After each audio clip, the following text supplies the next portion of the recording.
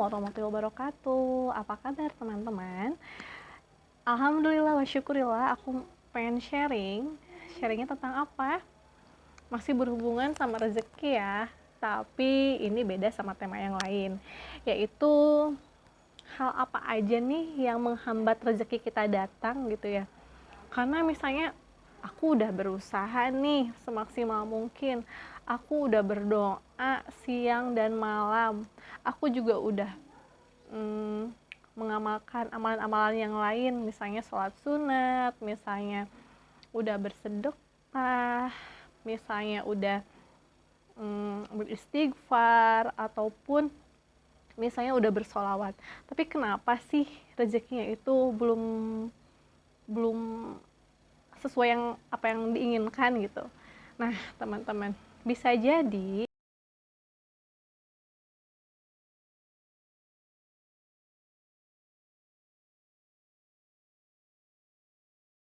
misalnya kita ingin memberangkatkan haji atau umroh kedua orang tua kita gitu ya, itu kan cita-cita yang sangat mulia. Nah, itu itu mah berat banget, itu mah harus butuh materi yang banyak. Tenang aja teman-teman, minta aja sama Allah, minta aja, ya Allah rezekinya dilancarkan, dimudahkan supaya bisa memberangkatkan haji atau umroh orang tua. Minta sama Allah, ataupun menabung. Jadi intinya adalah niat ya. Kalau kita niat itu pasti kok ada jalannya gitu. Entah dari mana rezekinya, pasti ada aja. Membagian orang tua itu bukan hanya sekedar dari harta aja ya, dari perhatian kita, misalnya menjenguk orang tua, atau menanyakan kabar, atau memberikan kabar bahagia, itu pun orang tua udah seneng banget teman-teman. Jadi jaga hati, jaga perasaan kedua orang tua kita. Apalagi yang masih ada ya, subhanallah, minta doa orang tua itu pasti didengar Allah, pasti mustajab deh doa orang tua gitu ya. Jadi kalau misalnya ada maksud tertentu nih, kita misalnya pengen mau ikut ujian, minta sama orang tua, ibu atau bapak, minta doanya biar lulus gitu dan sebagainya. Atau misalnya nih ada di antara teman-teman termasuk saya yang orang tuanya atau ibunya udah meninggal atau ayahnya udah meninggal. Nah, gimana nih cara memuliakannya? Ternyata ada cara memuliakan orang tua yang sudah meninggal, yaitu diantaranya jaga perilaku kita. Karena ada cerita waktu itu, nah, bagaimana sih caranya memuliakan orang tua sedangkan orang tuanya sudah meninggal, ibu bapaknya udah meninggal. Dan caranya itu adalah mendekati Allah, mengikuti anjuran Allah, dan mendekati Rasulullah, dan menuruti sunat-sunat Rasulullah gitu ya. Jadi sunat-sunatnya dijalankan, kemudian aturan-aturan Allahnya dijalankan, menjauhi larangannya. Itu akan membuat atau memuliakan kedua orang tua. Jadi walaupun ayah atau ibu kita tidak ada di dunia ini, tapi itu bisa menjamin mereka dimuliakan oleh Allah Subhanahu wa taala. Nah, lanjut aja. Apalagi nih yang menghalangi rezeki datang sama kita? Yang kedua adalah bermalas-malasan, teman-teman. Ya, misalnya pagi-pagi deh, dari awal bangun pagi, kemudian sholat subuh, tidur lagi. Ada yang kayak gitu nggak? Wajar sih ya, memang pagi-pagi itu kan dingin, terus enak buat tidur. Tapi Allah menyukai orang yang memanfaatkan waktunya dengan baik, teman-teman. Jadi digunakan nih waktunya sebaik mungkin. Misalnya subuh-subuh beraktivitas yang lain, atau olahraga, atau mencari ide-ide lain, mencari hal-hal yang baru, belajar hal-hal yang baru misalnya. Nah, kenapa sih timbul malas gitu ya? Mungkin jadi motivasi di dalam diri kita itu masih belum sepenuhnya gitu ya. Misalnya pengen kerja di perusahaan A, harus tes dulu nih. Otomatis kan kalau pengen tes itu belajar dulu. Nah, belajarnya malas-malasan sepengennya kita gitu ya. Tapi pengen lulus, gimana dong? Nah, jadi usahanya dulu deh, maksimalin gitu ya, motivasinya ditingkatin. Kita kenapa sih pengen lulus? Misalnya pengen membahagiakan orang tua, pengen gajinya yang cukup, pengen sejahtera dan sebagainya. Jadi cari motivasi-motivasi yang memang itu bagus buat aktivitas kamu, teman-teman. Nah, yang ketiga, kenapa rezeki terhalangi adalah karena gampang marah, teman-teman. Kenapa kayak gitu? Karena orang yang gampang marah, orang yang tersulut emosi itu mereka orang yang masih mengikuti hawa nafsu. Karena kan orang marah itu berarti identik dengan godaan setan ya. Setan membisikkan, ya marah deh. Padahal kan masih bisa nih diomongin baik-baik, tapi kenapa harus marah-marah? Justru itu akan merugikan diri sendiri. Yaitu yang masa dipermalukan, malu-maluin, misalnya marah pada depan umum atau hal yang sepele aja dibikin marah-marah. Nah gitu, jadi kalau pada saat marah kan mungkin aja nih ada ucapan atau perilaku yang bikin gak enak orang gitu kan, orang merasa terzolimi, dan orang yang terzolimi itu doanya dikabul Allah. Nah jangan sampai kita menyakiti nih hati orang lain karena kita marah-marah, karena tersulut emosi, tidak sengaja mengucapkan hal-hal yang tidak baik gitu kan, sehingga orang tersebut merasa sakit hati. Karena kan kalau sakit hati itu beda ya sama misalnya kita luka tergores kan, luka sembuh. Nah orang yang sakit hati, hatinya tersakiti walaupun sudah minta maaf, itu pasti ada aja sih keinget-keingetnya gitu ya, bagaikan paku yang ditancapkan di pohon. Kalau udah dicabut pasti masih ada lubangnya. Jadi hati-hati nih kalau yang sedang marah, coba deh beristighfar atau misalnya duduk. Kalau misalnya duduk masih marah, coba berwudu. Kalau berwudu masih marah, coba dengan sholat. Insya Allah marahnya akan hilang, teman-teman. Nah, kemudian yang keempat adalah terlalu banyak mengeluh.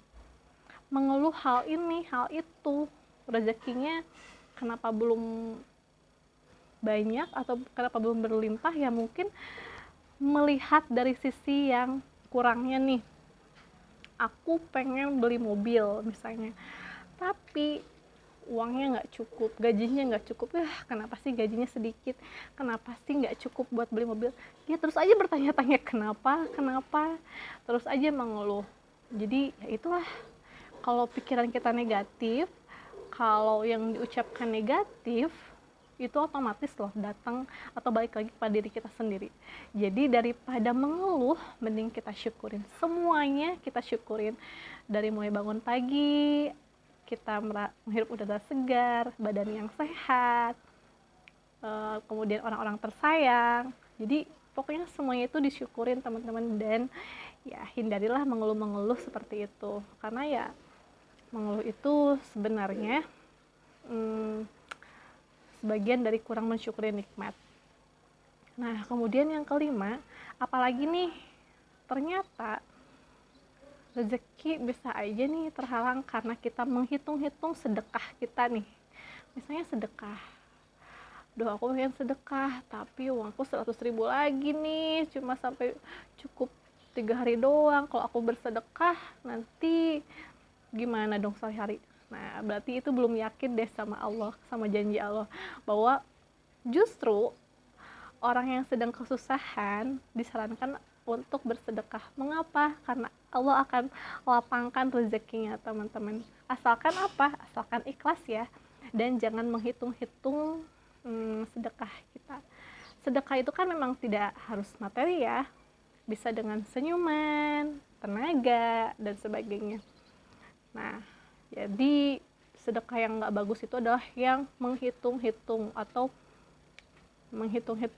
ataupun riya terhadap sedekah itu. Udah sedekah tapi diumbar-umbar. Tapi kalau misalnya niatnya untuk memotivasi, boleh aja. Tapi kalau memang untuk riya nih dalam artian, wah hebat ya dia bersedekahnya banyak banget. Nah itu pahalanya nggak akan dapat, teman-teman. Jadi bersedekahlah, jangan menghitung-hitung, karena kalau dia menghitung-hitung sedekahnya, maka Allah pun akan perhitungan sama orang tersebut. Rezekinya dihitung-hitung juga nih sama Allah. Tentunya nggak mau kan. Nah, teman-teman, kemudian apalagi nih yang menghalangi rezeki? Yang selanjutnya adalah rezeki akan terhalang oleh banyaknya dosa atau maksiat, teman-teman. Maksiat itu kan banyak banget godaan-godaan di luar sana, teman-teman. Bener nggak sih? Godaannya itu subhanallah, memang benar. Setan itu adalah musuh yang nyata bagimu. Jadi kalau misalnya belum bisa nih menghindari dosa, coba deh dijaga atau perhatikan ucapannya. Jadi sebelum mau berucap itu dipikirin dulu, apakah ini akan menyakitkan orang lain atau enggak, apakah ini bakal jadi gibah atau enggak gitu ya. Atau perilaku kita, perilakunya seperti apa ya, perilakunya tentu yang enggak merugikan orang lain. Jadi sebaik-baik manusia itu yang bermanfaat untuk orang lain, bener nggak sih? Jadi apapun yang kita kerjain lebih bagus sih itu baik untuk dirinya sendiri ataupun orang lain. Kalau bermaksiat itu kan berarti dia tidak menaati aturan Allah ya, maka otomatis rezekinya mungkin terhambat oleh dosa-dosa itu. Dan bagaimana menghilangkan dosa itu ya? Dengan beristighfar, teman-teman. Beristighfar, taubatan nasuha, jangan sampai deh dosa-dosa itu terulang lagi. Dan memang itu, kalau misalnya teman-teman pengen doanya terkabul, pengen rezekinya lancar, ya hindari deh namanya dosa. Mau dosa besar, mau dosa kecil, dihindari. Ya, ngomong mah gampang, coba deh praktekin. Memang iya bener teman-teman, ngomong gampang ya. Coba deh hindari dosa, ngomong gampang kan, tapi prakteknya memang sulit, karena pahalanya pun besar, teman-teman. Jadi itu terserah teman-teman ya. Kalau misalnya pengen doanya cepat terkabul, pengen rezekinya lancar, mengalir seperti air, dimudahkan, ya coba dari sekarang pelihara atau jaga ucapan, jaga tindakan, jaga pikiran kita nih. Jangan sampai deh hal maksiat itu terjadi, atau misalnya tergoda oleh godaan-godaan setan yang terkutuk. Bener nggak? Iya bener, susah banget. Aku juga ngerasain nih godaan setan itu subhanallah. Tapi kita ingat lagi deh, pahalanya sangat besar. Dan larangan Allah itu pasti ada madaratnya, pasti banyak madaratnya, teman-teman. Contoh nih, kita pengen uang yang banyak tapi cara mendapatkannya tidak baik. Misalnya menipu orang lain. Uangnya banyak memang, tapi menipu orang lain, otomatis kan merugikan orang lain, dan harta yang didapatkan tentunya harta yang haram. Apakah berkah? Tentu tidak, teman-teman. Nggak ada keberkahan di dalam harta yang haram.